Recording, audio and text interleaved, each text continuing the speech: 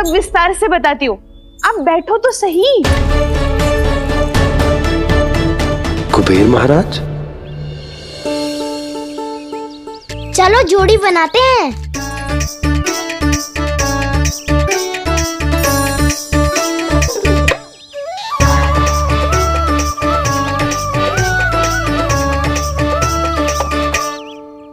मुझे तो किसी ने ना चुनो, मैं क्या करूं? अरे सुबल, तुझे तो सबसे महत्वपूर्ण भूमिका निभानी है। जो भी उस चट्टान को छूकर तेरे पास सबसे पहले पहुंचेगा वो जीत जाएगा।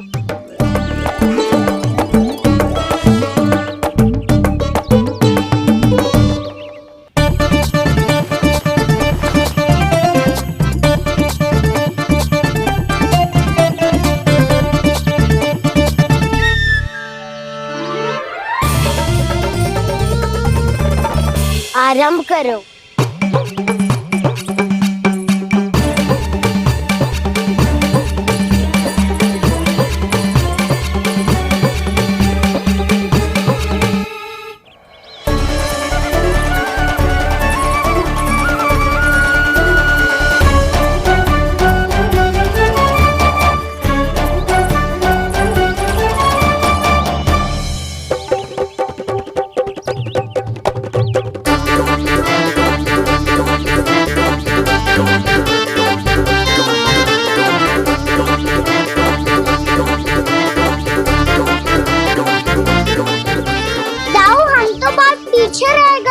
चिंता मत करो कान्हा, दौड़ के आरंभ में ही सारी शक्ति लगाने से हारने की आशंका बढ़ जाती है।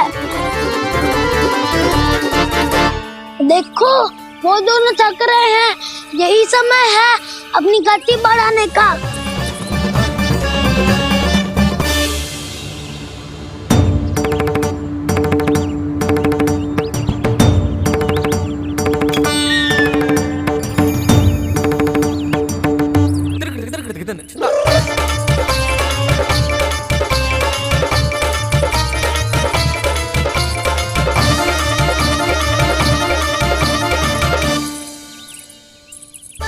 लो, हमारी जोड़ी सबसे पहले पहुंच गई। देखा मेरा बलदाव का बल।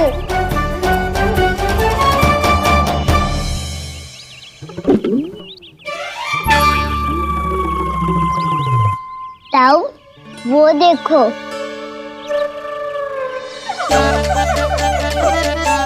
मैया,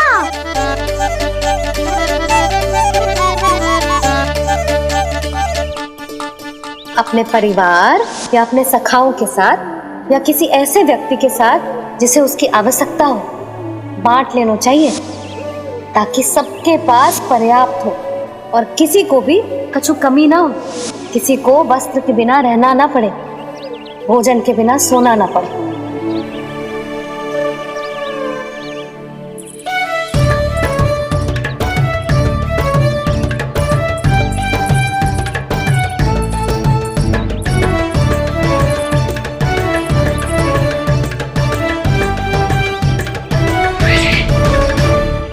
लग तो है इससे भूख लगी है।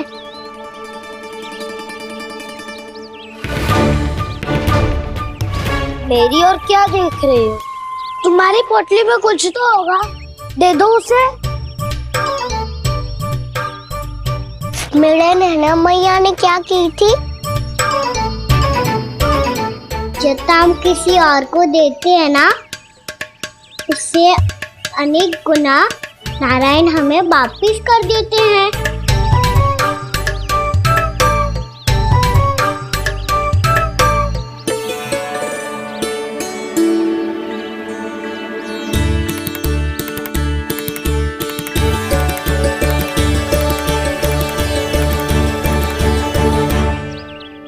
ओहो, अंतिम रोटी थी पर वो तो मैं खा गो।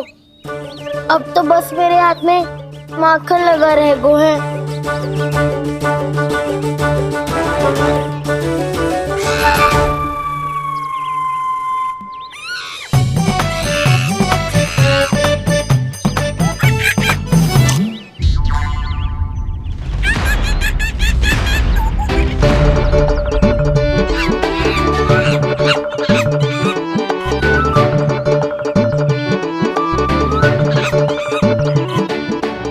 क्षमा करना सखा।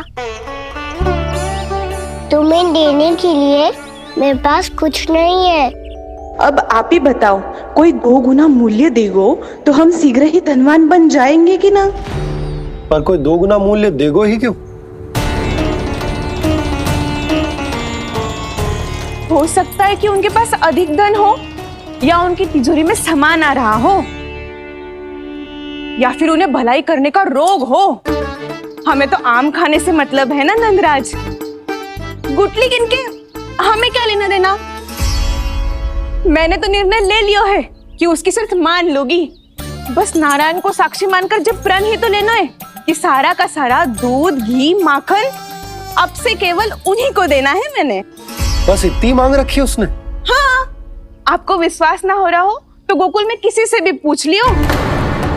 2 गुना दाम दियो है परमानंद जी ने, इसीलिए तो सबके सब आनंद के सागर में गोते लगा रहे हैं।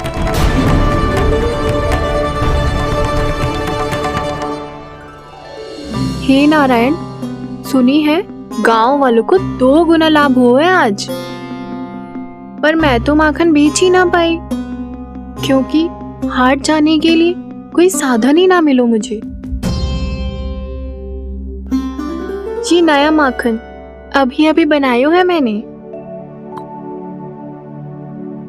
प्रतिदिन जो माखन निकालती हूँ सबसे पहले आपको चढ़ाती हूँ, ये सोचकर कि कभी तो आपकी कृपा होगी।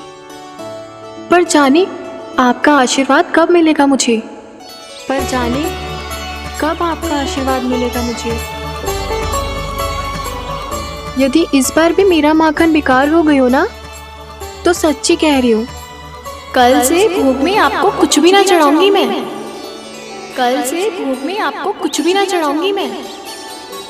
कान्हा, मुस्कुरा क्यों रहे हो? वानर महाराज की भूख कैसे मिटानी है पता है मुझे। कैसे? माखन से। पर माखन कहाँ मिलेगा? सावित्री मौसी के घर से। तो क्या तुम फिर से माखन चुराने की सोच रहे हो? दाऊ, मेरी बात प्रश्न ही नहीं उठता, इसकी अनुमति नहीं दूंगा मैं। गोकुल वासियों को ऐसा वचन देने की अनुमति ना दे सकता मैं। बिना सोचे समझे कैसे वो किसी अपरिचित व्यापारी के शब्दों पर विश्वास कर सकते हैं?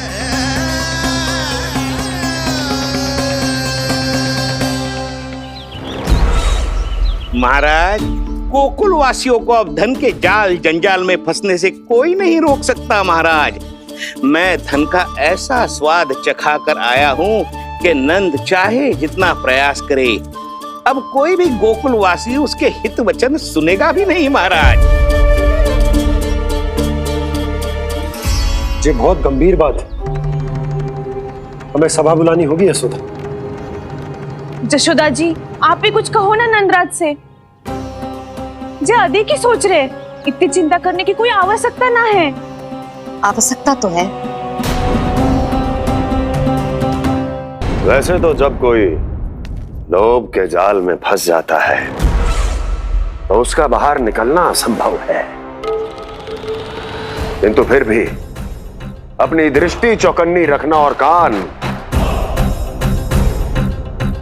गोकुल में होने वाली हर हलचल पर, क्योंकि मैं नहीं चाहता कि उस छलिया विष्णु अवतार का कोई भी छल मेरे मार्ग का रोड़ा बन पाए। अवश्य महाराज।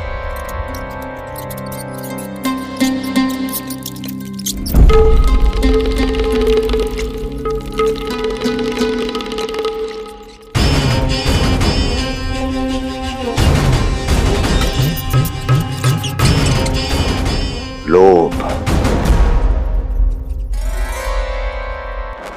ध्यान रहे परमानंद,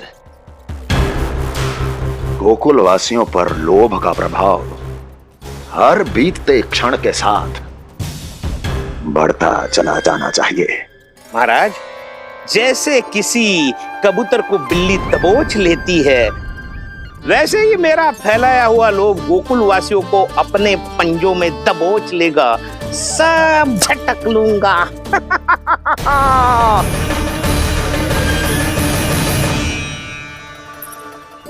इससे पहले कि माखन पीला पड़ जाए, उसे आंच में तपाकर घी निकाल लेना चाहिए ना, तो पूरा का पूरा माखन बिगड़ जाता है।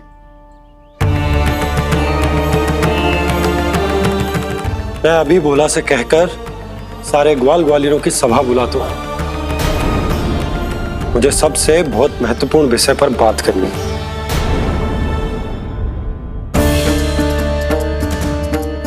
मति भ्रष्ट हो गई थी मेरी, जो यहाँ चली आई।